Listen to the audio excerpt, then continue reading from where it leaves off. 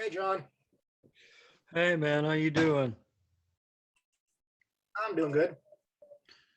Yeah, just I expect people will trickle in. Yeah, I'm gonna let Ed do whatever introductions I guess need to be done.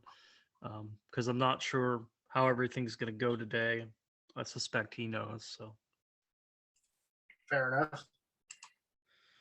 Yeah. I'm gonna.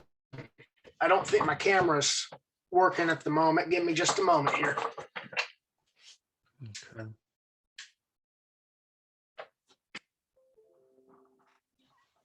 There we go. Cool. Yeah, Ed wanted to use my account because I have unlimited, so Yep.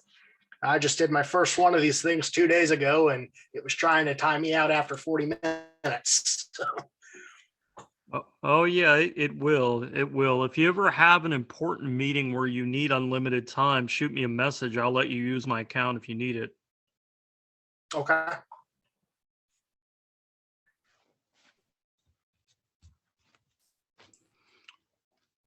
Yeah.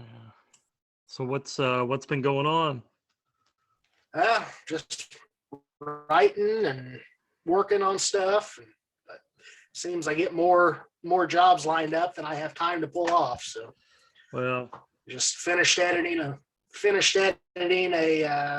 70,000 word book the other day, and then yeah, I've got three more on the board right now. So Hey guys, hey, how you doing? doing good. Yeah, Ed, I suspect Ed should be here any minute. Because I told him I would let everyone in around 1:45. Okay, good. Here he is.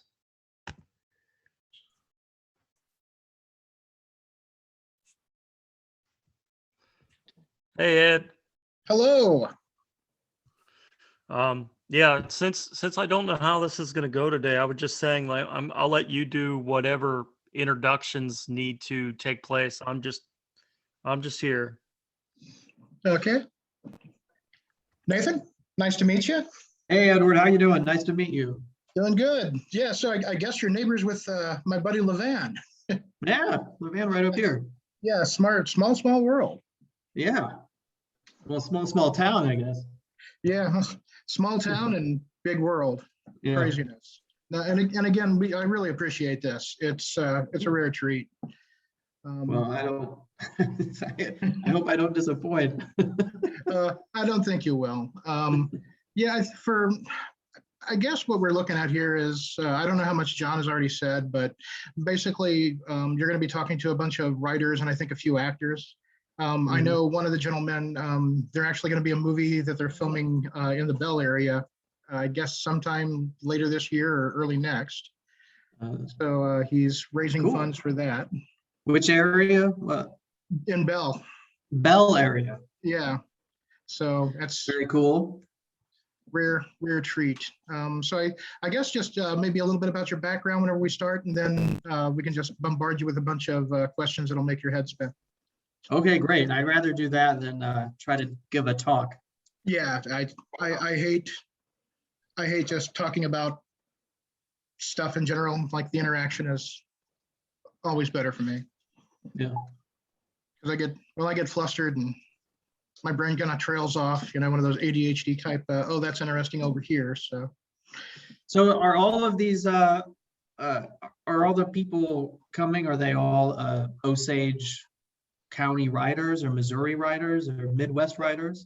No, the gentleman, one of them guys that's going to be joining us is actually from Pennsylvania. I believe is originally from New York. He's been in a couple little things, and we just did a reading for the script that they're wanting to film out here a few weeks ago. So, and Sam, What's it about? It's, hey, John, you want to take that one? Yeah, I can answer that pretty simply, I guess. Yeah, he had come up with an idea for a like a mobster werewolf movie. Okay, good. Yeah, it's as interesting as it sounds. And Love it. and Levi there, I've known him for years. He's one heck of a writer. He pumps out a lot of books each year, and Hey, he's Levi. always I'm wants to learn new things. slower now than I used to be. I used to pump out about 3 to 4 books a year. Now I'm doing good to get 2 a year. So Jesus, how do you do that? this year's a lot different. Well, 2 years ago, I started taking care of my grandfather. He passed away in October, so I'm trying to get back into the swing of things. But I'm looking at about 4 to 5 books this year. So Wow. What do you it's write? been a busy year. Mostly sword and sorcery fantasy. Yeah. Um, Do you do any done a Dungeons and couple, Dragons stories or anything like that? that's my primary style. I've done a couple urban fantasies lately, but mostly it's sword and sorcery type. What's an urban fantasy? Shadowrun. Modern fantasy. Imagine Miami Vice with orcs and elves and magic. Oh, okay. Yeah. That's awesome.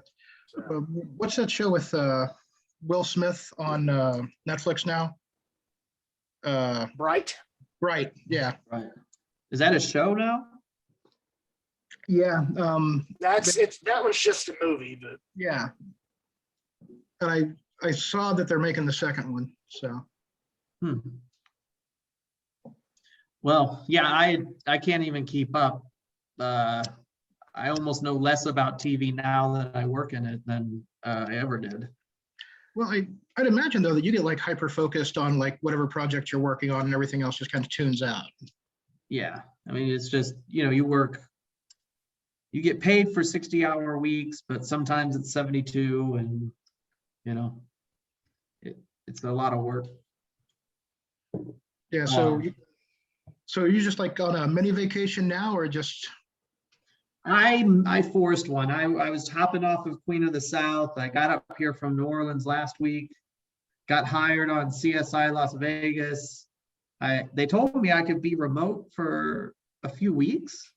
And I was like, okay, great. Because I got hemlock in my hayfield I got to pull out, and I got to do this, and I got to get my backhoe down to my dad's place and grab and help him dig a hole. And my little nephews are coming down next week. They want to go camping. Nice. And then the designer, like Wednesday last week, was like, hey, you're doing a scout in Los Angeles on Tuesday. And I said, I can't. I told you I'm 3 weeks out. And he was trying to say, well, just come on out here. I said, no. So I went and I replaced myself on that. It's unfortunate because I haven't worked with that designer before, and it would have been a good job. But honestly, it was making me grind my teeth in the middle of the night thinking about having to drive back to LA on Friday. Yeah. So that's a very fortunate position for me to be in,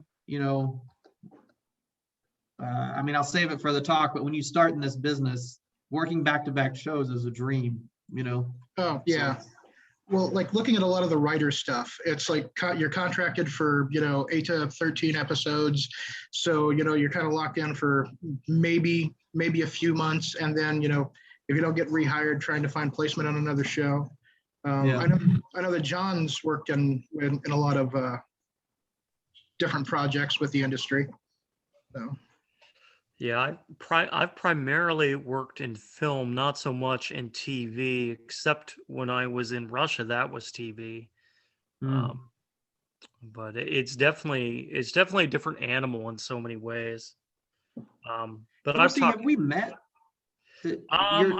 I think you and I have met briefly. Didn't we meet at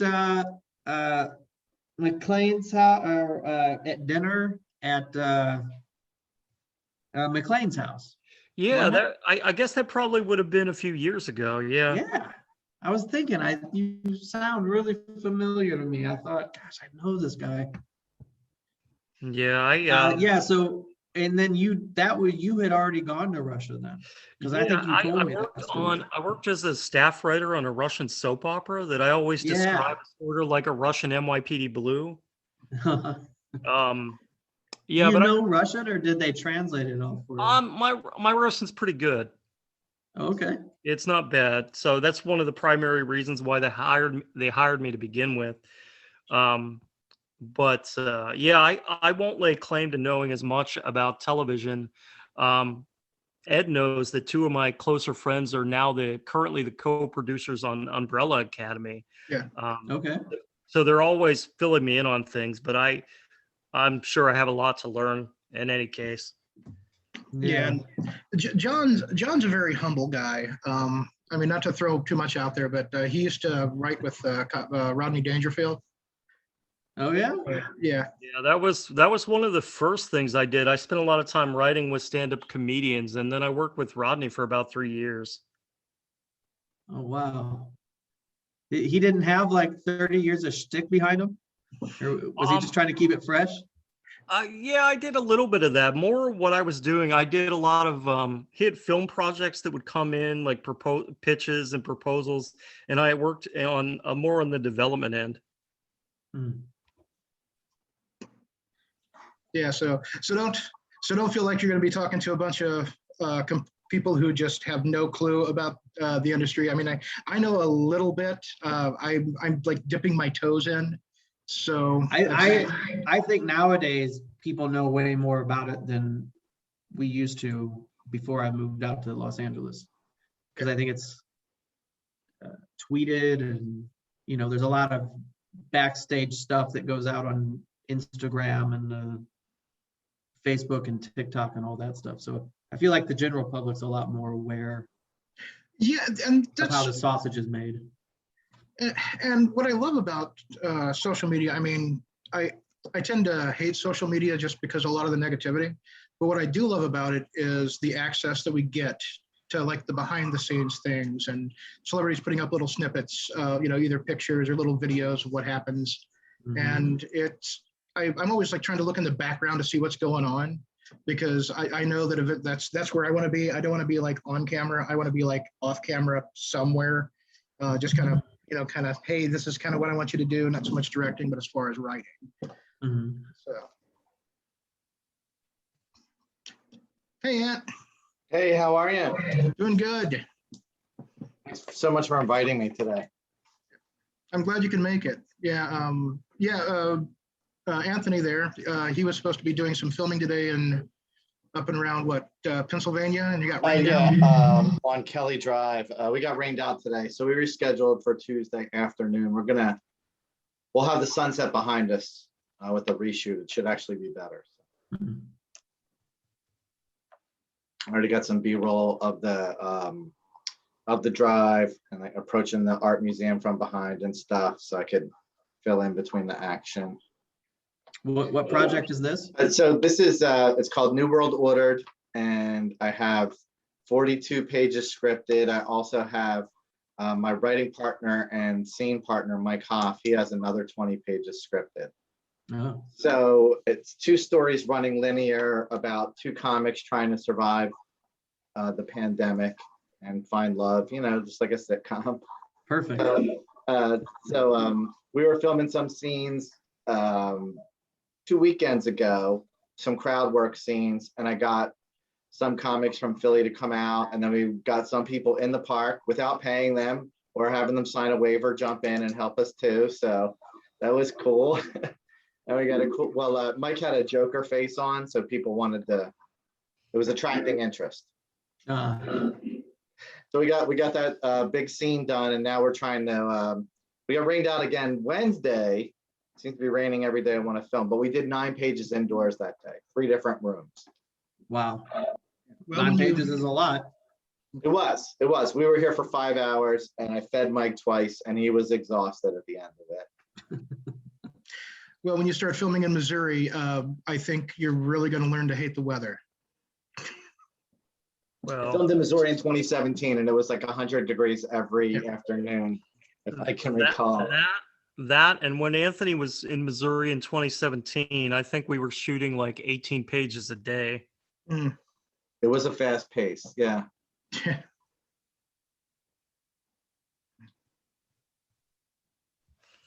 Yeah, initially that shoot I remember was supposed what I was told is it was supposed to take like 2 weeks, but he shot you guys out in like 4 or 5 days. Oh, wow. That's craziness. Yeah, it's ridiculous. I was like, I didn't think you'd be able to do it. Yeah. Pages a day sounds like an asylum film. Yeah. It's supposed to be a comedy. I try to do 5 pages a day. I try to do some outside exterior setup stuff, and then I try to like dive into one like 4 or 5 page scene. The idea is that it's 4 to 5 minute snippets on YouTube, but if you watch it, it's the narrative like a TV show. Uh, All right, I think this might be everybody. Hello, my Mr. dog Vaughn, is nice ready to meet you. join us Hello. for this one. Yeah, occasionally over here on my shoulder, you'll see one of my dogs playing around on the stairs because he's an idiot and he doesn't understand how bad it hurts when he hits the ground. Right. I'm gonna go get my coffee just finished. I'll be right back. Yeah. If anyone else comes in, I'll be sure to let them in. So. Yeah. Okay. Yeah. I sent Elaine the link. So Yeah, she was going to be joining us, right? she said so. I'm going over there later, but we live like 40 minutes apart. Ah, okay.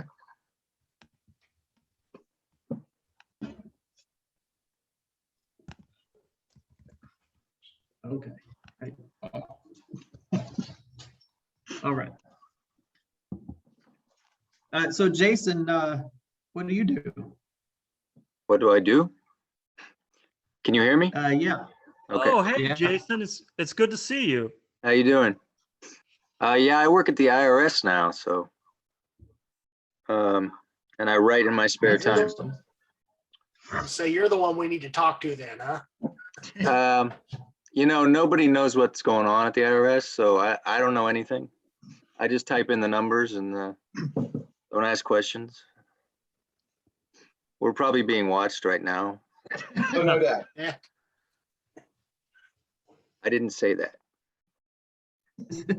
But no, I write in my spare time, and Mark told me about this, so I thought I'll just mostly watch and be silent. Ah. Yeah, and I thought Mark was going to join us too, but I guess he might have got busy on the farm today. It's like all my friends around here are busy on their farms today. It is March. Yeah, I'm so It glad I don't have is. to do that anymore. And hello, I'm just glad Elaine. all I have is hay. It's Hi. pretty easy. Yeah, hey, it's not bad. Now, okay. So, Nathan, I guess if you wanted to kick off, tell us just a little bit about yourself, and then we can jump into it. Yeah, born and raised St. Louis-ish, and went to art school at SCAD. I went to Mizzou first, but I flunked out. And then I was back in St. Louis doing private eye work and worked on a little movie up there called, it's been so long, Apocalypse and the Beauty Queen, which shot all over. It shot in the Quarry in Illinois and down in Ironton. And it was a crazy time. And I just, when it was done, I was like, well, I'm going to move to LA. So I just packed up everything I could fit in my pickup truck and drove out there. I got into the union in 2012. I did a lot of reality TV before that, which was okay, but union work's a lot better. And then I try to get on movies, but I don't get big movies very often. And there's the sort of catch-22 of you don't have big movies and they don't want to put you on big movies. Same thing with commercials, same thing with TV. And so I just got in doing commercials and TV, and then commercials fell off. And so now I do a lot of television art direction. And I'm also a hay farmer occasionally. So that's about it. I just finished up Queen of the South in New Orleans, which was interesting because it was kind of a bifurcated season because of the coronavirus. And then in a couple weeks, I'll head back to LA and try to land something in May. So that's where we are. Okay, so with like the art directing stuff, like with the reality TV, how does art directing with the reality TV, how does that like go together? Well, art directing and reality TV tended to be a lot more construction coordinating, really. I've designed reality and I've art directed reality, and the only real difference is production designer is really just a title. Everyone, you're an art director, and they give you you're the boss, and you're picking colors and deciding what the carpet looks like. And then an art director who's working with a production designer, typically you both have the title art director on your paycheck. But then the art director is really just putting, letting the designer come up with a vision, and the art director is putting it into motion. On reality TV, you're really just, the art director kind of is the construction coordinator a lot of times, not always, but it's a lot. There's some bigger shows like it's been a while, but like The Biggest Loser, they kind of had a more traditional art department. But shows that I did that traveled a lot, like Cake Boss and Tabitha's Salon Takeover, that kind of stuff. It's, you show up in a town, you try to hire the cheapest plumber, and really you're just end up being a contractor for the TV show. So it really, on Celebrity Fit Club, we actually built out a whole boot camp with an obstacle course and all that. So it really varied back then. Nowadays, the budgets have gone down for reality. So there's a couple big budgets, and they're mostly union in LA. And then there's a bunch of MTV, I don't know what they do. They like do the one with the Tinder that they swipe left. It's like called Hit or Miss or something, stuff like that. Like they used to have the whatever off the bus. So it's really just a camera, some writers, and that's it. And then in regular TV, it's much more structured. So union TV is very, the art director, again, you have a designer and an art director on most shows, and it's very much project management. It's very much get it done, and depending on your working relationship with the designer, like I might be picking colors, I might be designing a room, only because the workload gets big enough that we just have to keep moving. And then I'm coordinating with construction with our set designers who are drawing the drawings. And so I'm making sure the plans are getting to where they need to go. I'm making sure the designer's picking the colors that they need to pick. Getting all the prep work done on location, making sure everybody knows what's happening, making sure the decorator tells the gaffer where the table's going to be at the house that we're going to, so they can put the lights in the right place. Making sure the drapes are the right color for the DP. I'm part of those conversations a lot of the time, mostly just to say, hey, did you talk to the DP about the drapes you're using? Because some DPs I can't have white shears, I need tan shears everywhere. Other DPs, they want only blinds, only blinds throughout the whole show. And so you're always having those conversations about, is this the look that we want? Is this what the designer really wants? Then of course the director, if the director's any good, they're going to weigh in and make sure that there's a vision early on so that we're not wasting our time on something they don't want. So with scripts, whenever you get the script and you're looking at them, what are you picking out in the script? I mean, I understand like the overall, hey, this is kind of the general concept of what we want. What do you really look at whenever you go into set design? So initially, as an art director, I'll do a breakdown. Some designers do their own breakdown. And the first thing that's going to happen is I'm going to look at page count. You know, it really, it is very project dependent. Let's say that a feature is going to break. I might be doing kind of the same stuff, but I might approach it slightly differently for a feature as opposed to a 10 episode series. On a feature, I have the whole vision in front of me. On a 10 episode series, we might not have all the scripts right away. Yeah. Or we might have all 10. So that kind of will affect things. But basically, the first thing I'm going to do is I'm going to figure out what's our page count? What is a permanent set? What are we going to spend most of our money on? What's our hero set that the character always comes back to? So in New Girl, it's the apartment, and It's Always Sunny in Philadelphia, it's the bar, and it's Charlie's house. You know, in New Girl, it was the law office. You know, so those become our permanent sets, and that's where we're going to spend a lot of money because we're going to spend 50-40% of the show there, right? Yeah. And you grow to understand that, and then after the permanent sets, you become to understand what are important sets by doing a page count. And you can just look, and pretty quickly, once you've done your breakdown of a script, you start to see a page count. Like there'll be something that's 6 or 8 pages of a script scattered throughout an episode, and you start to realize, oh, we should probably prioritize some of our money on this set. Whereas the producer might, you know, the writer loves this one shot, and the DP's got a shot of whatever it is in this one old church, but it's going to cost us half the budget just to shoot there.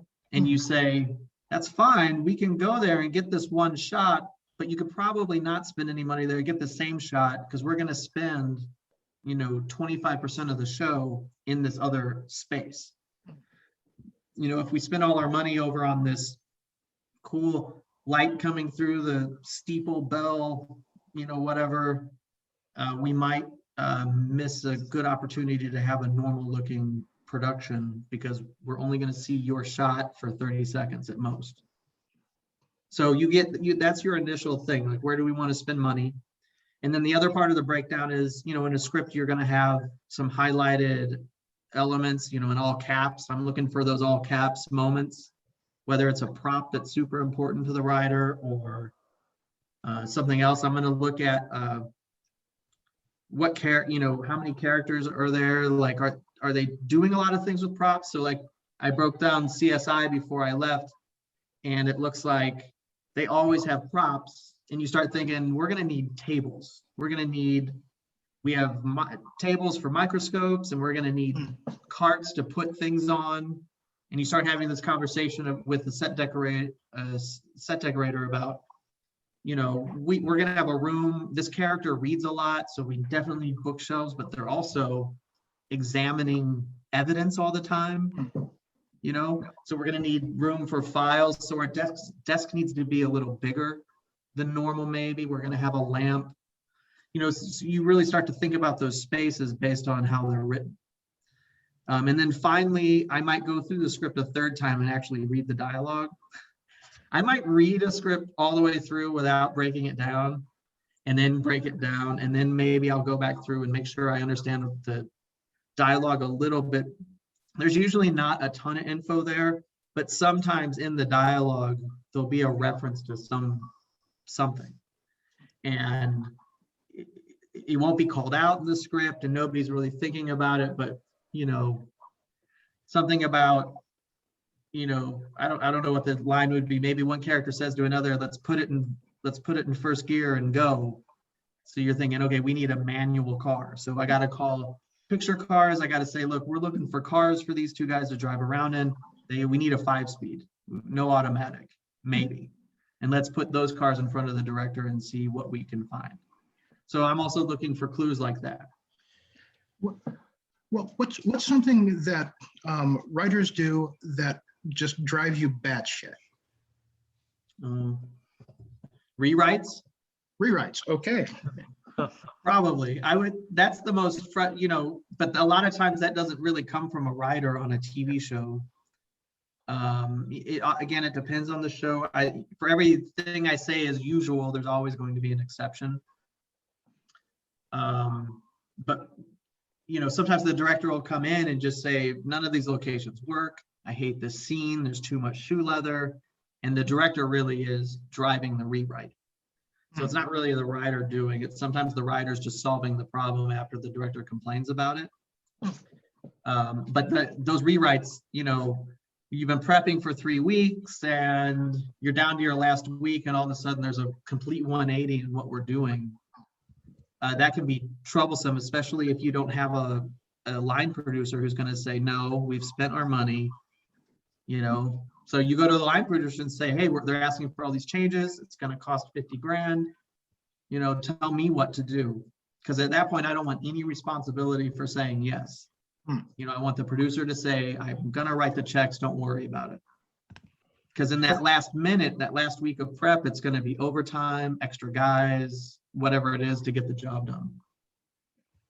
So the more time you have to prep, the less money you spend. And when there's a big rewrite, it costs money. What was that, How Sam? often does a situation like that happen? One second. So I was using headphones thinking it would cut out some of my back feed, but how often does a situation like that happen?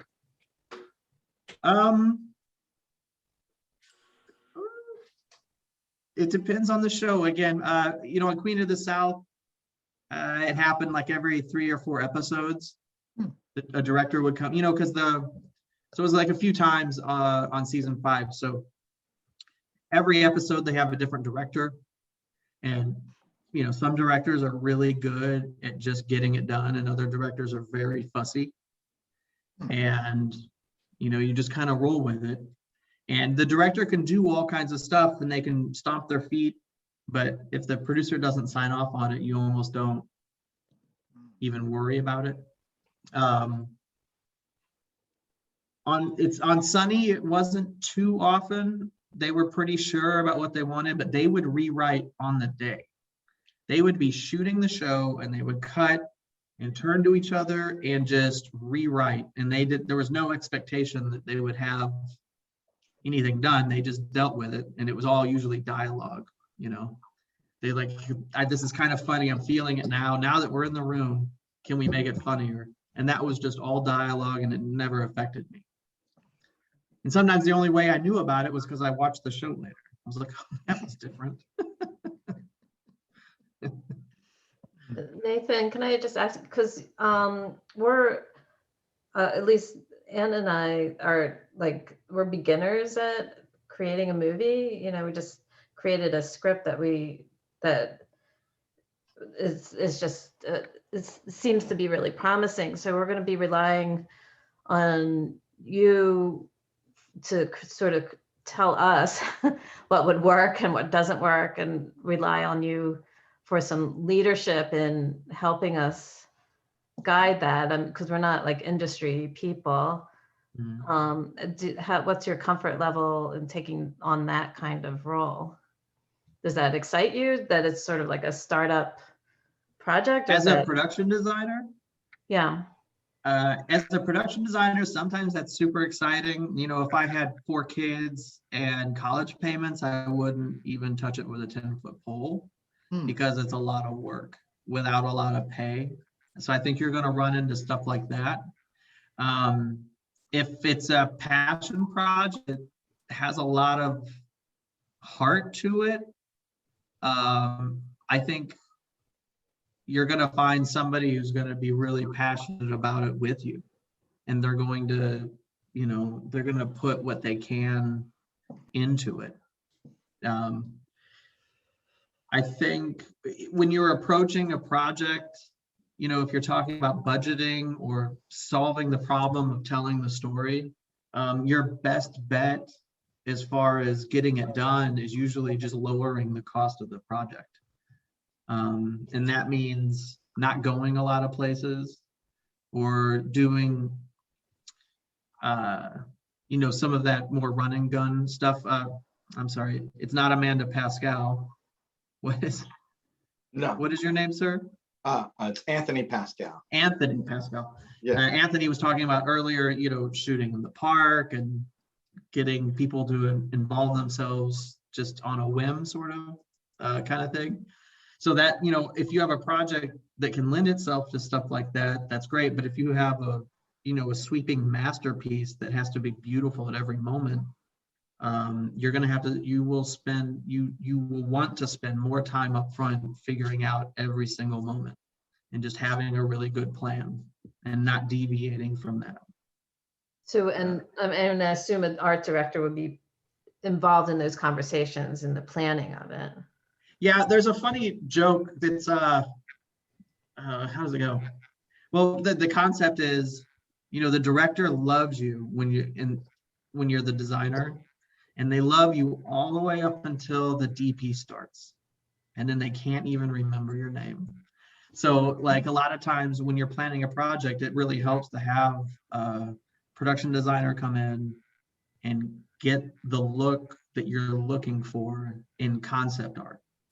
You know, once you have that concept art, you can show it to people and say, this is what we want. That is definitely a thing you should do. And we always, you know, whether it's in the union or anywhere else, we're always pushing for the production designer to have that kind of role again. Because right now we're fighting with a lot of, you know, Fox will start up a show, they'll have this idea, they'll send it to Korea, it gets illustrated and concepted and written, and then they'll fund it, and then they'll call a production designer, and then they'll hand the production designer all the concept art and just say, make it look like this. And at that point, you know, you've already lost. I mean, what's the point of having a production designer if you've already designed the show? I mean, there's obviously a point. The designer is going to come in and they're going to say, well, you know, this is a great idea, but I think we can make it better, as they will. But anytime you can employ the people that are going to help you develop that look, you know, the sooner you can bring people in, I think you're going to be better off because you're going to have a better feel of it. And that includes the DP. You know, a lot of times the look will come, you know, the DP, some DPs are really process oriented. They'll read and they'll look up all these images and they'll start coming up with, they'll want to have a color palette for different characters. Or maybe your project is cold and distant in the beginning, and then by the end of it, something, you know, you have your revelatory moment for your main character, and all of a sudden your post process is much warmer, right? Well, one of the things that we have to our advantage, I feel, going in is last summer I was able to, as we were developing the script, go through and do some stock footage of the actual locations we would be using and filming. So, and then I've condensed that into a 6-minute video, and I've layered some of the key dialogue to kind of help paint the scene. Another asset that we have is our star. And I originally wrote this part for myself, but then I started writing it for this guy, Bruce Scotia, who is a big time mobster movie looking guy, real handsome, like 6 foot tall, muscles and stuff. So I wrote the part of his cousin for myself. So we have us, and we can certainly go to New England and film some sizzle with Bruce. His gangster suit, like setting up the scene and stuff. So we have our, you know, like we have our 1 star, and we can paint the picture. Do you think that brings us any closer to looking prepared, at least as first-time filmmakers, having these things in our pocket? Well, yeah. I mean, anytime you can prepare for the process of putting a film together. If you've already shot the location and you kind of know what it looks like at 4 o'clock in April, you know, that's a big step. You know, if you've got footage of your characters doing their thing, that's going to help your costume designer a lot, because maybe once they see some of that dialogue, they might say, oh, you know what, I think I know what kind of guy this is. He's not just a gangster, maybe he's exactly, yeah, You know, I don't know. Well, everybody has Whatever, everybody it has would have to many be layers. specific to your show, but Right, but You know, everybody has anytime you many can show layers, and people we want to that. explore that. Right. yeah. The other thing is though, as filmmakers, once you start bringing people's ideas in, it's going to change. You know, it's going to be, people are going to have ways of looking at it that you haven't considered. And some of them you're going to like, and some of them you're going to hate. And you're going to have to figure out, I think, how to decide what is going to work for your project, you know? Yeah, and I think we'll need a lot of visioning because it jumps back and forth in time. It's both a horror movie and a gangster movie and a lot of nostalgia in it. And then Missouri is one of the characters in it. So there's like so many different angles coming into it. Well, and the thing about Missouri is it changes so much throughout the year, just like New England does. So you really have to think about what face of Missouri do you need to see, because fall is so much different than spring. So as a character, you have to think about how are your locations going to work in that environment, like where your character's always just getting another haircut, you know, and plastic surgery, and then changing it all back again. Yeah, you also have to anticipate, because I know Anthony's what he's talking about isn't going to happen right away. You also have to anticipate the fact that literally, like, your locations might change as the businesses change Sure. in the community. Mm-hmm.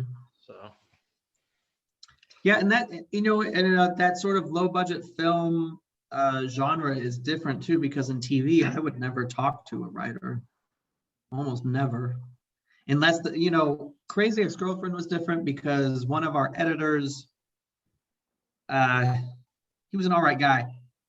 You know, he's kind of a goofy guy, who was really outgoing, and we kind of wondered why he kept coming around. And then he won an Emmy, and they let him direct an episode. He won an editing Emmy, I think that's how it went. And then he was a director on an episode the next season.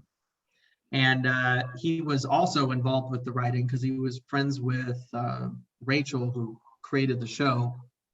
And she was a star and a writer on the show.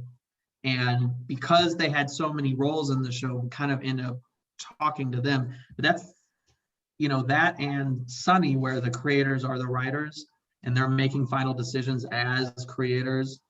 That's the only time we really ever interface with writers on TV. A lot of times just your regular staff writers are not even on the same lot, you know. They have these sort of like nondescript office buildings that they could be NSA or they could be entertainment buildings.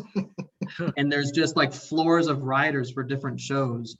You know, they have security and underground parking, and you don't know, there's no signage out front. I've been to a few of those during early creative meetings, but after that, you never talk to them. So for you guys, you have the benefit of kind of, you are the producer, writer, director, so you have the benefit of kind of being connected to the project and all of its steps. Do you have an editor yet? No, we don't have an editor or a director of photography. I would, you might want to start reaching out to editors, you know, because an editor, you know, maybe not right away, but before you start shooting, you might want to have an editor to talk to, because they have a lot to say about the process that I'm not really keyed in on, because I don't know what they do until the show comes out usually. And again, they're either working for an editing house somewhere else, or they're remote somewhere. They're not there during production. Some shows have the editor, the main editor will send an assistant editor, and they will edit that night. They edit as they go, which is really powerful as a way to do things. So if you can involve an editor kind of early in the process, definitely before production, and say, hey, you know, this is the look and this is where we're going, and they'll start to have ideas about how the pacing of the film. And that editor, you might want to involve, the director might have an editor they like because they'll have a language with each other. Again, it's kind of above my pay grade, I think, but sometimes an editor and a director have worked together before and they have this sort of way of communicating about, because when a director who's shooting a scene and they already have talked to the editor about how they think it's going to come together, and the editor's already expecting a certain thing from the director, it doesn't just streamline the process. A lot of times as it comes together, they go, wait a minute, we can do this a different way, or wait a minute, I see the light, this could be this much better. And it's not a surprise, it's more of a revelation during that process. So I would encourage that. You have your designer, and then once the designer's painted the room and put a couch in there, it really comes down to the director and editor to get the show finished at that point. So I would encourage that for sure as a part of that creative process. What's something that me as a writer, what can I do to help kind of keep costs down on a production? Is there anything I can do with my writing to like streamline it? I mean, from what I'm getting, like minimize the amount of scene or amount of locations, obviously would be one of the things. What else would you advise? Well, no one likes to hear it, but reduce the concept. Don't make everything 1942 private eye. That gets expensive and hard it takes time to put that together. Modern day, early future, that kind of stuff, recent past. Even now, the 90s, it feels like yesterday to me, but apparently that's a long time ago. That's historic now. Yeah. Like when we go out, we try to find a TV that isn't a flat panel. It's a pain in the ass. And so, if you have something set in the 90s and you want to put a TV in the room and have it actually work on camera, that becomes a playback issue, a sourcing issue. It involves props along with your playback footage that you're already doing. And you have to get the TV rig to work with whatever camera, or if you're doing 24 or if you're doing 60 or whatever it is. With Yeah, go ahead. the Sorry. TV issue, couldn't they do like a CG overlay over the screen to minimize the whole making it work thing? Yep. I mean, that's a 5-minute job. Yep. Depends. If you're on a lock off on a establishing shot of the room and then you do a reverse and it's just flickering lights, that's cheap. If you have a handheld shaky cam with people walking in front of the TV, as a producer, you need to price it out. You need to decide, am I going to do this in post or am I going to get it done in camera? In camera almost always looks better in the shaky cam environment, even today. But technology gets better and better. There might be a future where it's just so plug and play, it's way cheaper to do it in post. But even today, as a producer, you still need to think about, you need to get pricing. It all comes down to money at the end of the day. This is all, it is a business. Yeah. So if it costs more to, get your post guy on board and figure out, can I do these things in post? It can cost $6,000-$8,000 to do 10 seconds of video of just a TV burn-in, kind of depending on how complicated the scene is. And then once you get up to $10,000, we can probably do it in camera for that price or a little bit less.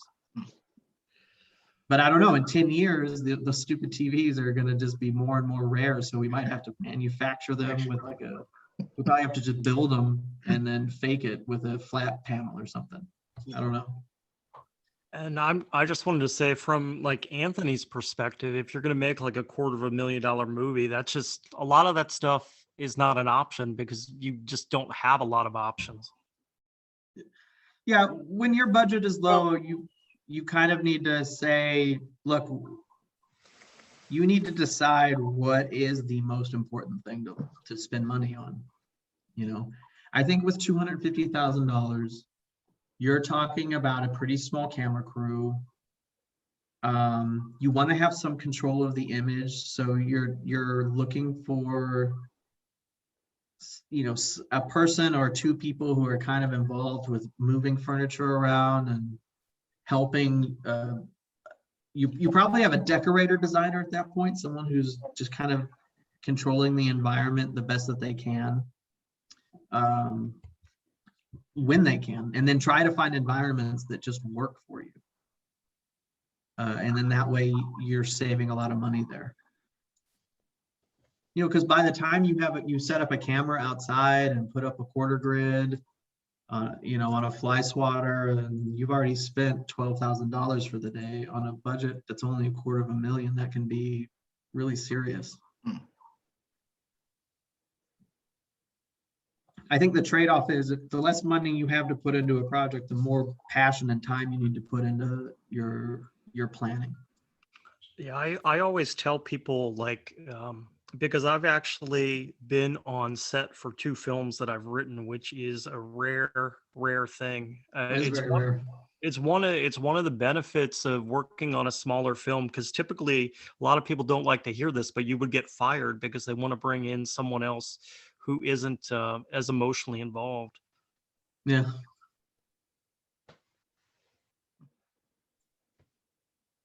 Yeah, as far as low budget stuff goes, I think you just need to say, look, there's tough decisions coming in. Just need to make them. And most projects, they work because of their dialogue. They work because the character goes through something everyone can identify with. People nowadays, they don't care if you have a phone movie, because they're used to seeing that's everywhere. It's all. We did a season of sketch comedy with 4 comics, and most of what we shot and have is us rolling up in my Honda CRV, jumping out in a popular Philadelphia location, shooting our scene, and then splitting, just guerrilla filming it, and then piecing it together and editing. And I'm proud of last season. I'm doing a rap video this season. The video's done. We just had to do a retake of the song. The track was distorted. So I've done some editing and some like guerrilla filming and stuff. I'm just trying to picture, you know, obviously this project is so much larger than me doing a 2-minute content video just for some raps. But I think the decisions are kind of the same though. Right. It's just like on a more macro level. Yeah. The reason we get away with it is because we do plan. I have a script and I have a production schedule, and we rehearse, and they see the production schedule. They know where we're going before we get in the car. So when everyone jumps out of the car, they're ready to get in character. Yeah, it's great. Yeah, it's fun. But it was just like, for me, an experiment, and like going to the next step with making a TV show or making a movie. Mm-hmm. Just getting my feet wet with being on this side of the camera, because I had no experience before this season.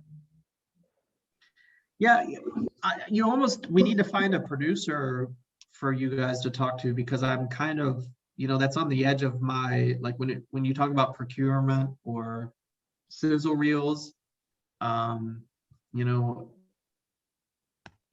it's rare that when I first moved to LA, I worked on all kinds of sizzle reels for Craigslist jobs for $50 or for nothing. But it's, I think there's definitely stuff there that I don't know that I don't know what I don't know about that. You gave me 2 pages of shit I didn't know already today. So. That's good. That's great. I mean, everyone's been to the movies. Like for me, you know, I get, hold on,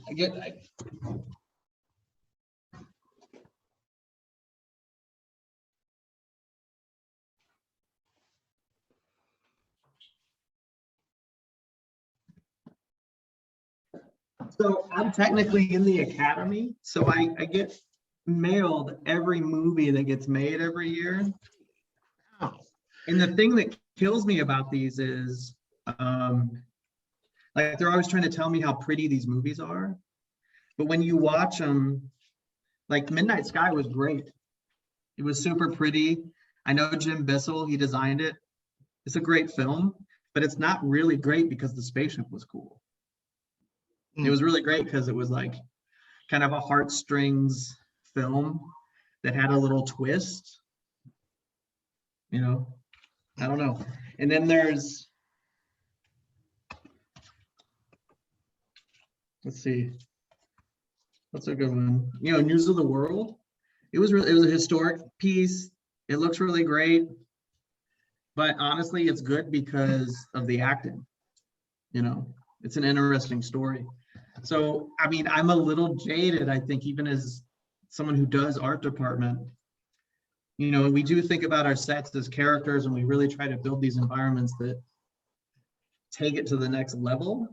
But really, it's kind of just starts with good dialogue, honestly. And when I watch, I haven't watched all of these yet. I'm trying to find one. Which one? Oh, right. One Night in Miami. You know, it's a kind of a political piece. It's got a lot of power to it, but it's based on a stage play.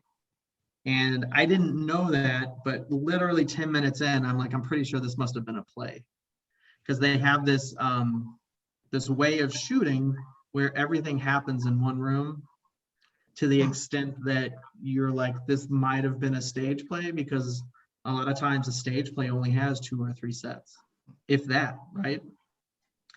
And it looked fine. I like, oh, the period was great, but the subject matter just didn't grab me at all. The arguments that they're having, the political discussion, it's interesting, but as a journey goes, it didn't bring me in as a viewer. And at that point, I don't really care what the hotel room looked like. You know what I mean? So as a jaded art director, I think like the point is, if your dialogue isn't any good, it doesn't matter. And if your dialogue's amazing, it might not totally matter. You know? Right on. So that's just one little caveat to all of it, maybe. Well, but also with what you do, you can have fantastic dialogue, great interactions, but if the rest of the world doesn't seem real, it pulls me out of that journey that I'm taking whenever I'm watching it. And If it's so incongruent that it doesn't make sense, that is a problem. yeah, Starbucks in Game of Thrones. I mean, come on. I agree with you. Yeah, That is a serious faux pas. yeah, You know, if you're in a spaceship and you're supposed to land on planets, but there's a Starbucks in 10 Forward on Star Trek, that's a problem, Yeah. right? That's not okay. So there are some, I will concede that for sure. but talking like with the set being its own character, like a lot of my favorite shows, well, like New Girl. I mean, The Loft. It's like you know where everything's at, and that's because they've been consistent. Mhm. So it's like you're walking into a friend's house. Yeah, absolutely. And we kind of treat them like characters too, because they go through changes. The set season to season will change, and then some big thing might happen on the show halfway through a season, and that affects how the rest of the season look will be. I'm trying to think of an example, but I can't.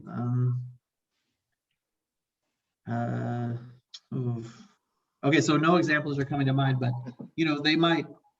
Another character will show up, or someone starts painting. I know, on New Girl, she would start painting things. Yeah. So every now and then through the series, even if it wasn't really discussed or scripted, a wall would change color. Mhm. And then sometimes it would be discussed, but she'd say, I'm repainting the house, but only one little wall would get touched. It was like, and it would kind of create this environment where it's kind of normal looking, but there's always something off. Yeah. So there was discussion about stuff like that. How do these environments really look when as she kind of descends into whatever weird madness she goes through. That kind of stuff is fun. That's a reason to be in the business, to do what you do. Everything else is kind of just busy work. What's been one of your favorite productions that you've worked on so far? Favorite? Yeah. I don't know. I know it's one of those bad questions to ask, but it's No, it depends on what. Sunny. I mean, I was a huge fan of It's Always Sunny in Philadelphia. I met the designer for that, and I just bugged him for 2 years, and finally got on the show. We did cool stuff on that show every season. There was always like we drowned a set in a giant tank. We did this huge water slide thing effect one season that was really cool. And then we would plan out months in advance and spend all of our money on that stuff. It was really cool. But other shows, it's just when you work with a crew, that's just, you learn to appreciate crews that work really well together when you work on a show where everybody's toxic as hell. So there is that aspect to it, and Sunny might not have been my favorite show in that respect. Probably, actually, just recently, Queen of the South, the last season of Queen of the South, it was really, it worked well. I don't think it was amazing art direction. The show just doesn't lend itself to that. It's just not, that's not what it is. They don't spend a lot of money on sets. It's much more perfunctory, get to the car chase, do the shootout, find the cocaine or whatever it is they're doing. But the crew was great. Everybody was super cool, and I just enjoyed being there. So I don't know, just as a job, it depends. Well, what's a project that you'd love to work on, like an existing TV show, or if you could have worked Sci-fi. on? I've been, like I wrote Jim after I watched this. He didn't write me back. I'll see him at the Union Hall one of these days. I'll bug him. But like I love sci-fi just personally, so I would really be much more in heaven working on a sci-fi project, I think. I like Westerns too, and I've been tangentially connected to some Westerns because just I know people, I did day play here and there on some different stuff. Like Bone Tomahawk, I helped make some props for Bone Tomahawk. Oh, outstanding. That film was brilliant. When we were doing it, I'm telling you right now, when we were doing that show, I did a couple days. I did nothing for that show, so it's pretty meaningless. But when we were working on it, it was like, oh, this low budget movie, Bone Tomahawk. It was such a slog for the people working on it. It was really tough. But now it's kind of a cult classic. Yeah. So it was pretty interesting. But yeah, I think I would want to, and not even Star Trek, just like straight up sci-fi features. I think if I could move over somehow, I would do that. And I still have 20 years left on my career, so we'll get there. Oh yeah. Hopefully. Some people, really get off on period pieces, like they're just so into it. I know I went to one of the industry talks for The Great Gatsby, and it was a few years ago, right? Yeah. They did so much research for that movie. All the dance numbers, every character that has a costume in that movie had some kind of costume backstory. Like they immerse themselves in that movie, and that kind of stuff is really interesting because it's just hugely creative and very it's very cool. I don't know how much of that translates to the screen. If a character has a pretty red dress, does it really matter if the pretty red dress was her grandma's and came from whatever French Parisian dressmaker from the early teens? I don't know. But when an artist, when someone who's really into that really gets into it, it seems like really good things come out of it in the end. I would as think a part so. of process, maybe. Well, yeah, if you make an item or a prop costume, if you make it intimate to an actor or even to an extra, if they put their time in to really work with that material, Because you see some movies where people are just obviously uncomfortable, literally in the clothes that they're wearing. So again, that little stuff like that can pull people out of the experience. But Yeah. Yeah, and you might not know why. Yeah. You know, why is this scene not working? Sometimes it is little stuff like that. yeah, or Got it. somebody who's fidgeting with their hat or with the tie or the shirt all the time. I know I heard a story, a grip I was on set with once. He was talking about, was it Fincher? David Fincher? Or was it Lynch? He was one of those directors. I have never worked with those people, but he was like, he was a dolly grip on one of these shows. I think it was Fincher. Anyway, the director comes on set, and it's beautiful, amazing set like you would expect. And he goes, it was a kitchen, I think, and he goes over to the cabinets and he opens them up and there's nothing in there. Right? It wasn't scripted. Okay. Like it's just background. Hmm. He flips out and says, why, where's all the groceries? So they had to stop what they were doing and go and fill up the cabinets with cereal boxes and all kinds of other stuff, just in case during the filmmaking process, somebody opened up one of the cabinets. And that's one of the things that's kind of stuck with me. You try to think of these sets a little bit beyond what is scripted and what the director's thinking. You try in this job, and part of the creativity is to think beyond that and say, are we going to open the window and look outside, and should we expect a breeze to come through the window, even though nobody's thinking about stuff like, does the couch need to be super comfy? Is the character, when they sit on this couch is part of the scene, and you're doing this amazing shot, we can't just necessarily pick the couch for the color. It can't be a park bench. When they sit down in it, in character, it should feel like, does it affect how we're, doing this scene? Are they supposed to fall asleep on this couch? Stuff like that can come into play. Probably not so much on TV, but definitely on the low budget movies I've worked on. Those discussions come up a lot because you spend so much time on a set, whereas on TV, again, we get them done. But on a feature, you really spend time thinking about the set, and the set really does become much more of a creature that you're trying to glom together, that it has a lot more life. Whereas on TV, there's some of that, but also you have 5 more sets to work on. So let's pick the paint and let's get going.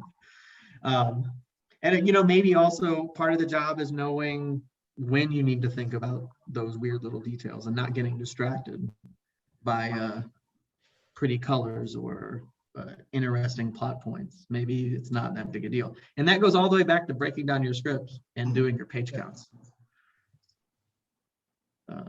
So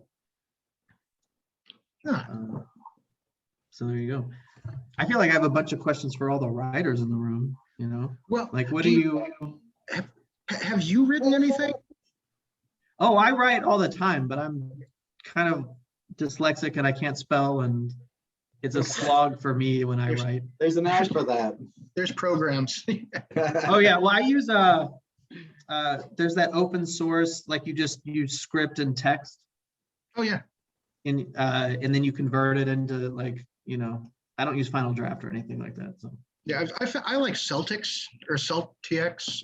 I used to use that, but it seems like recently in the last year, it doesn't work on my phone for some reason. And so when I have a little note or I want to write a little scene, it's not doable. So I just discovered in right before the pandemic, I discovered this other kind of open source system of writing. So I like that because then I'm just writing and then later I format. You can throw it all together. Yeah. Yeah. What is that? Book. Oh yeah. Composition book. Well, I'm always making notes. I actually do a lot of just audio notes. Just a weird scene pops into my head and I try to explain it. Like I'll just be driving to a location and go, oh. Yeah. And I have years and years of that, and I'll go through those, and that really is a nice process as far as kind of just putting together an idea. I have a hard time writing the end. You know? That's why I'm friends with John. Oh, yeah. What I would say is, if you can find this program, years ago there was this program called Scriptware that was made by a company called Cinovation, and it is the best screenwriting program I've ever seen. Although I haven't seen an update in a long time. I sort of hate Final Draft, but Yeah.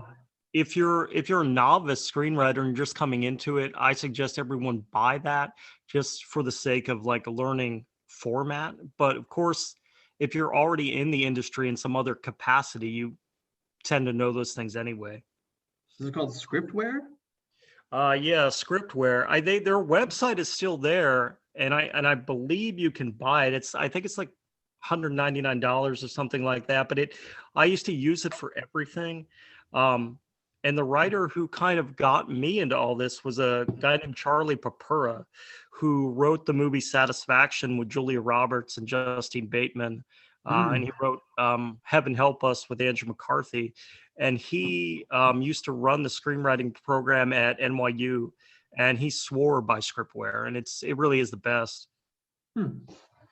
What makes it the best?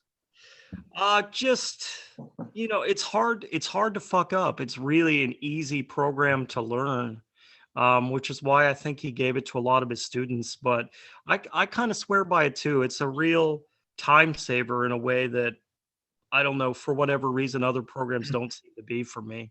On CSI, I just got this new, I haven't seen this a lot.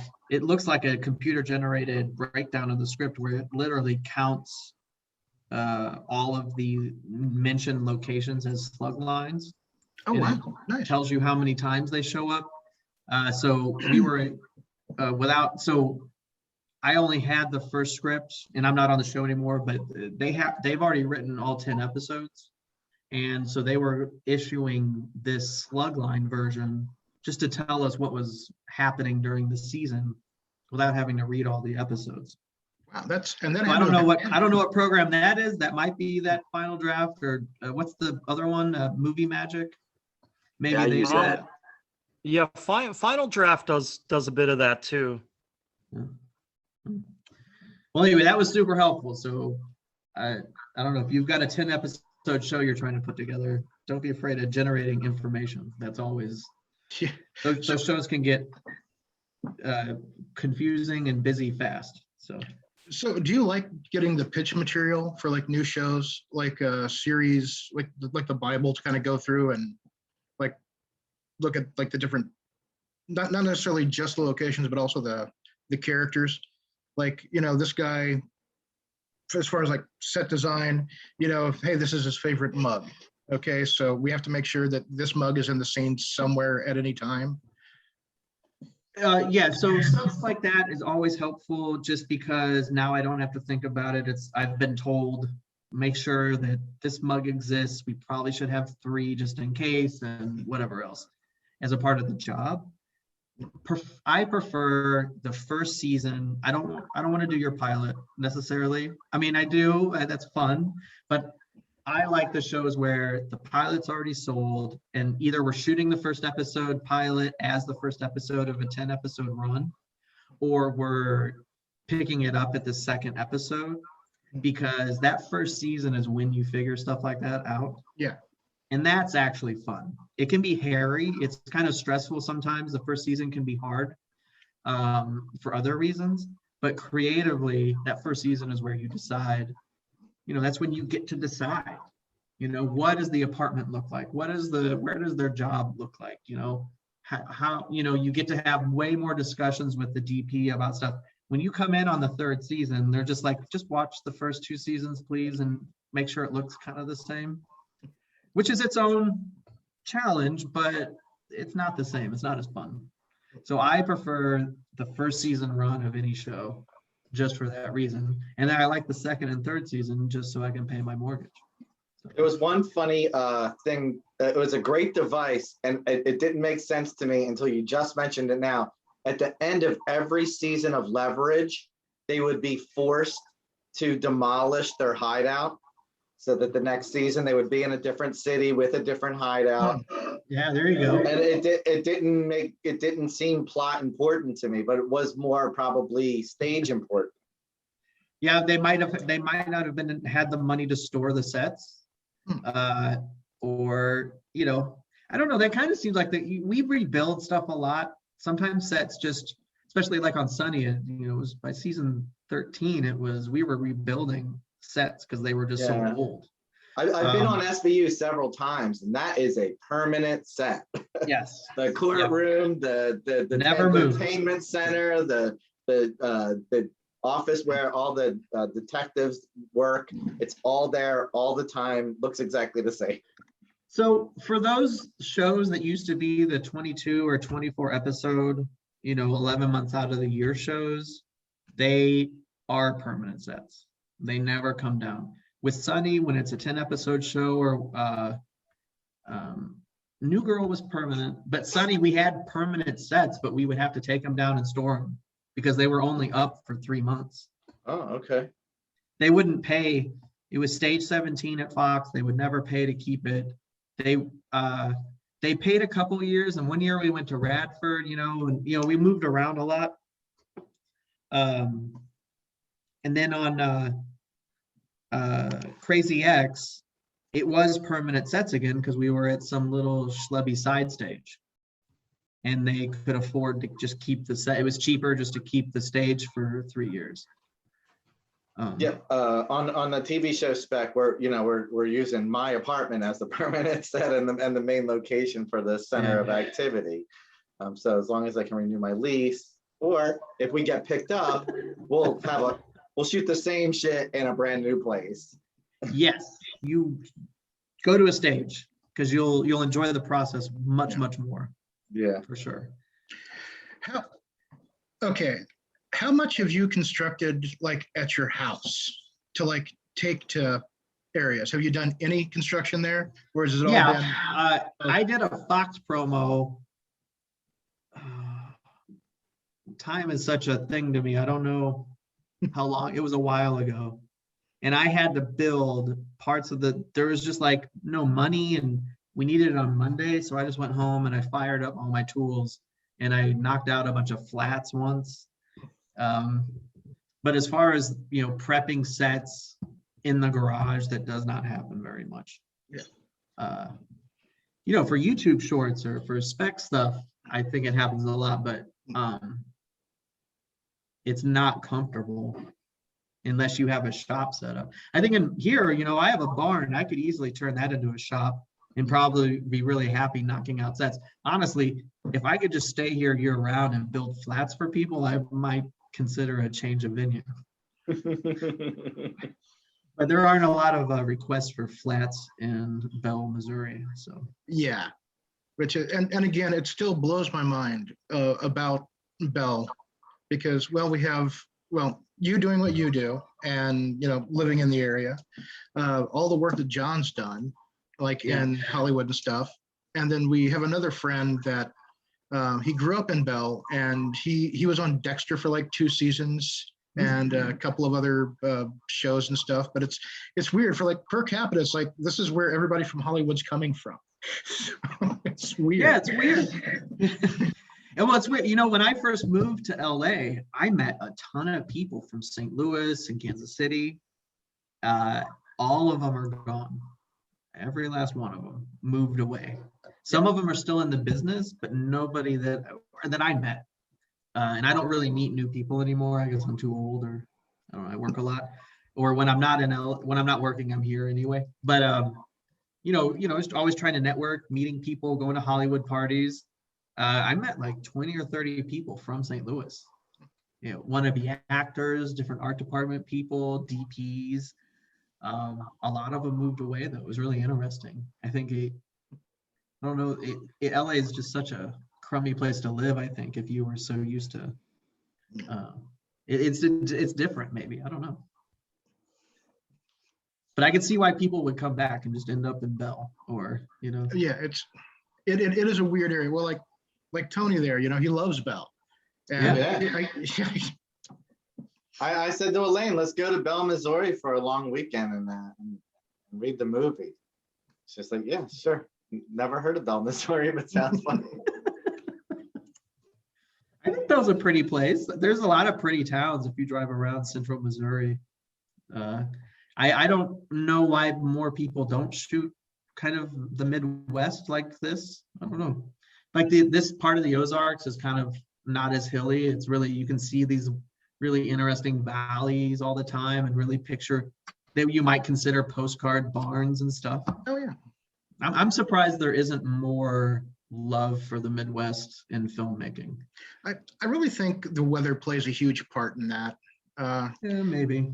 It's- But we shoot all kinds of shit in New Orleans now. Yeah, And the that's weather's true. just a huge pain in the ass. We had Yeah. hurricanes come through and tell us to stop. We had just random rainstorms just totally destroy our outside. We shot this whole thing in a it's sort of like a marine way station for metal. I don't know how to describe it. And it just got so muddy they couldn't shoot. We had to flip the whole script for a week, then I had to hold it over. And so they're willing to tolerate a lot of weather.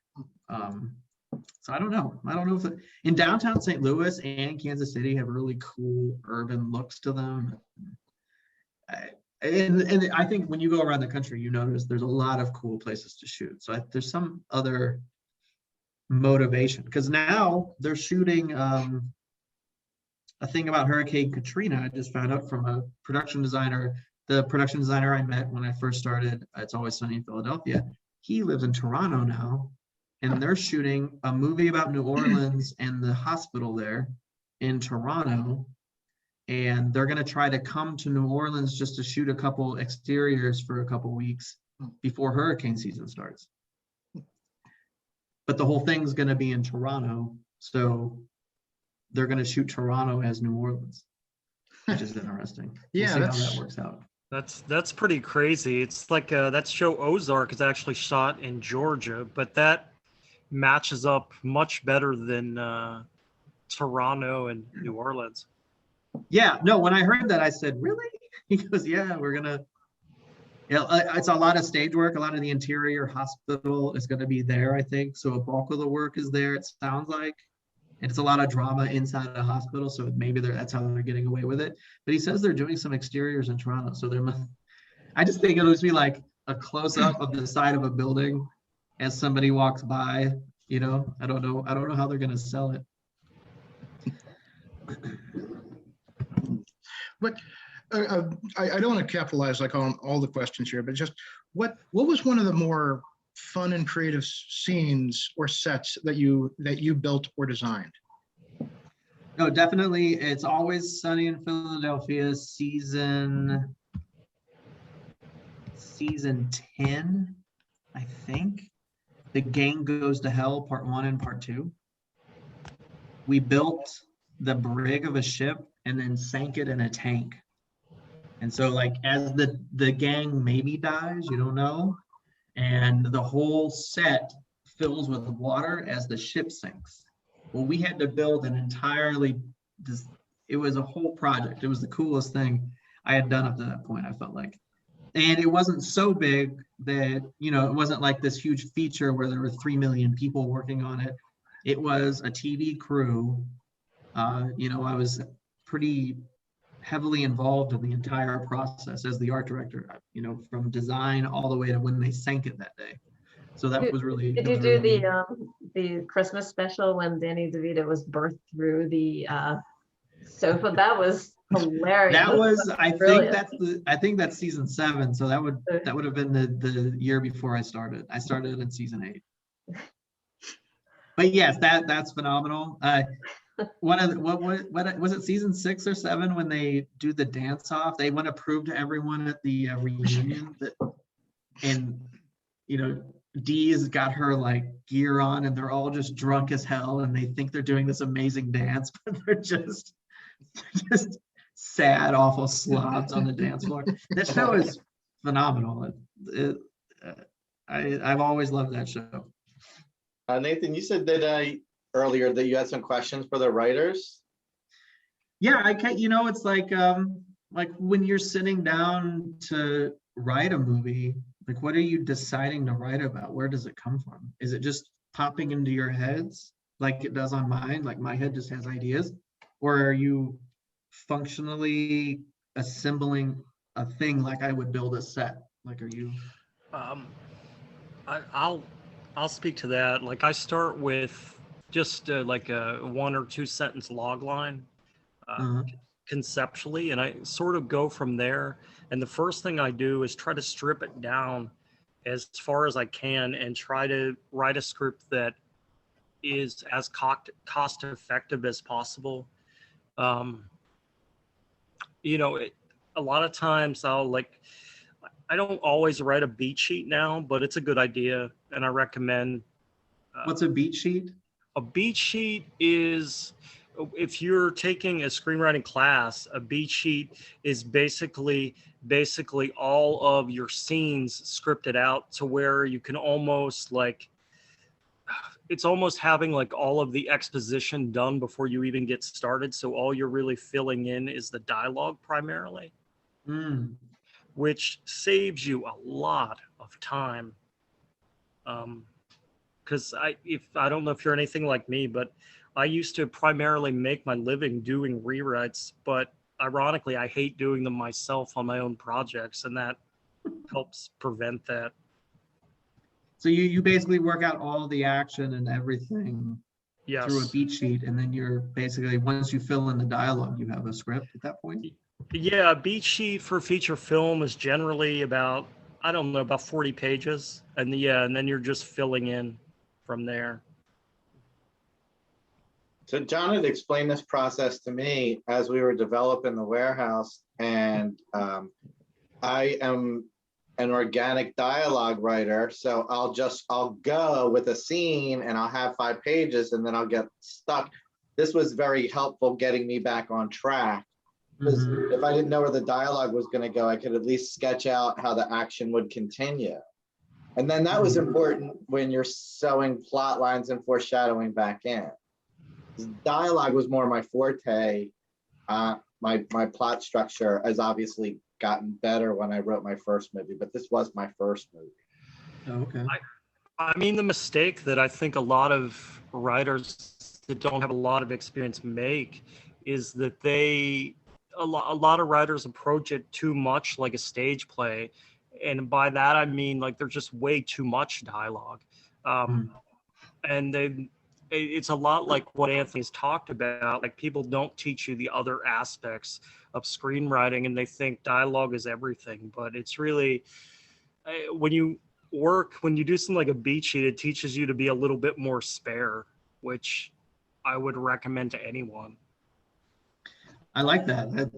I hate excessive dialogue. I don't know, I'm not good at listening to people talk sometimes. If I want to go to the theater, I'll go to the theater, which I love. But if you're writing a film, I'd rather not have that be the case unless you happen to be David Mamet, and then I'll listen to you. So yeah. No, I do not. If you put down 10 movies in front of me and 3 of them were secretly stage plays initially, I can almost always spot them. There's something about the way that writing goes that it's amazing on stage. I don't want to see it in the movie theater somehow. Let me ask this. Is foreshadowing dead? Tony, you had said something about foreshadowing. I feel like I don't see as much foreshadowing employed in a way that isn't ham-fisted. Well, without throwing the plot away, I think the reason it works in our movie is because we give you a softball plot twist and then we hit you over the head with a harder one later. So like when Ed read the movie, he said, "I saw this monster coming, so I bit into that, and then I didn't see this other plot twist you had coming behind me." And that's what he really liked about the story, was he's like, "Oh, this is this kind of horror movie." And then I was like, no, there's this whole other thing going on. So I don't know. I think the reason it works in our movie is because we had a red herring.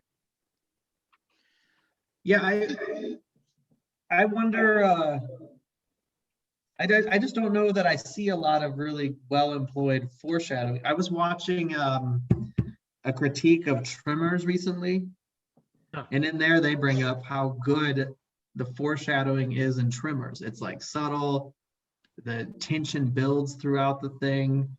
The guy who runs the Asian fellow that runs the little store, you know, they don't fix his refrigerator at the beginning of the movie, and when it breaks at the end or near the middle, and it causes one of the creatures to come up and eat the man, you know, it's like that sort of like really creative foreshadowing. You see a lot of that. What was it? Is it Raising Arizona?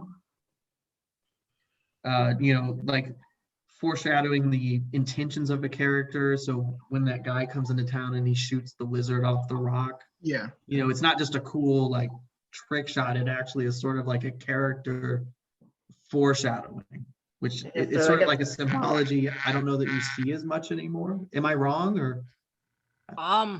You don't see it done well a lot. When I was in college, I studied under a professor that used to produce TV movies, and we worked on like creating paradigms for screenplays. And she used to say that every character in your story has or should have a through line, like even if it's like waiter number 3. So sort of like with foreshadowing, I see that like you should like be able to pay off each of those little things no matter how small they are. So you know, if it's done well, I just don't see it done well a lot. Maybe that's it. I don't know. I, I think something that happened was, I'm a huge fan of foreshadowing. Whenever The Sixth Sense came out, suddenly it was all about the twist, and everybody wanted to write a twist. So Right. instead of focusing on some, I hate to use the term tried and true methods of like, hey, you know, this is going to be important later. This is going to be important later. People started focusing on, I'm going to give you all this information, but it doesn't matter for shit because this is the real story. Oh, until the twist happens, and then you go, "Oh my God!" Yeah. Now it all makes sense. As the writer, you're going to have to be careful about the twist anyway, because if you deliver a false promise, your viewer is going to be unhappy at the end. So Right. you want to be careful with how you do this without leading up to the points. Yeah. And But that's I don't why know I think shit about movies or TV. I'm just Yeah. I agree with you, Levi. I think the most annoying thing about The Sopranos was undeveloped plot lines. They would think you'd think they were going to explore something. They'd set it all up like that big pussy's gay, and then leave it. You know, they would never come back to it. Like, well, why did you? Am I watching a soap opera? Why didn't you just get to the point with it? Why did you show this to me? It didn't go anywhere. I just recently getting some feed there, but yeah, I just recently binge watched every episode of How I Met Your Mother, and that show, like, I never thought much of that show when it was originally on, but it is so brilliant. They pay off so many tiny things throughout 9 seasons, and if you actually have seen everything, you'll catch things that go back years, and it's wonderful. And you know, I love that in a movie. Ed and I were just talking about Promising Young Woman, who that film is just so good. Yeah. Yeah, there's probably some good payoff. There is in that. It's like when she goes, I mean, even if I don't know, I see some discussion about how maybe it was too obvious, but maybe I'm old school because I kind of like it just to be straightforward. You know, here's the thing and here's the payoff, because I feel like that's just how I get to know the character better. When it's just always a twist, I'm always in the dark. Yeah. Yeah, one of the best scripts to read, like just as hard copy. I used to have one here on my desk at all times. Is the script for Chinatown, because it is not only straightforward, but there are twists, but there are so many tiny little things, and it improves with every viewing. And I watched Promising Young Woman on Google Play, so I got to watch it several times, and it got better with multiple viewings. And there were little things that I missed at first that I caught later on, and it made it a better film for me. Huh. Well, now I'm gonna watch it 2 more times tonight. I think I have it over here.